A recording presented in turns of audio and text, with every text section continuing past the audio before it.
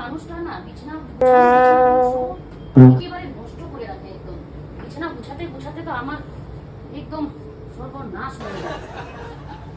মুস্কির মা, হ্যাঁ গো কি সম্পার মা নাকি? ও ভেতরে আসো আসো আসো আসো। এই যে বিছানাগুলো গুছাচ্ছি, কি করব, একেবারে শেষ করে রাখি। আসো আসো আসো বসো বসো। আর বলো, কি খবর চলছে তো? কি বলবো দিদি, খবরগুলো সব ঠিকঠাকই আছে, আপাতত ঠিকঠাক চলছে।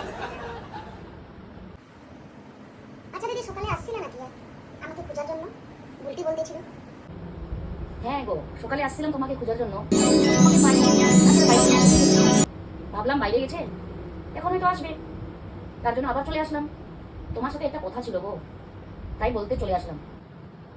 হ্যাঁ হ্যাঁ বলো না দিদি, কি কথা আছে গো? তোমাকে কাউকে বলবো না কিন্তু, তোমাকে বললাম আমাদের পাশের বাড়িটা আছে না, ওই ঝুমার যে মেয়ে, ওর কত পার্সেন্টেজ? ও ওই ঝুমা বদির মেয়েটা ভালো অঙ্কে পাস করেছে। তাহলে তুমি একটু বসো, আমি চা করে নিয়ে আসি, ঠিক আছে? চাটা খেয়ে যাও। চা না গো, থাক, বানাইস না, চা খাবো না আমি।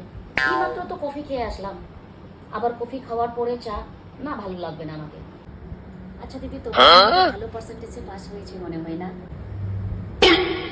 মিষ্টি খাওয়াইতে হবে কিন্তু, বলে দিলাম। হ্যাঁ ও মুশকিল মা, আমি না গ্যাসের মধ্যে ডাল বসিয়ে আসছি, আসছি। হ্যাঁ চলেই গেল। নিজের মেয়ের খবর নেই, পাড়ার মেয়ের খবর জিজ্ঞেস করতে আসে। যাই রান্নাটা বুঝিয়ে দে।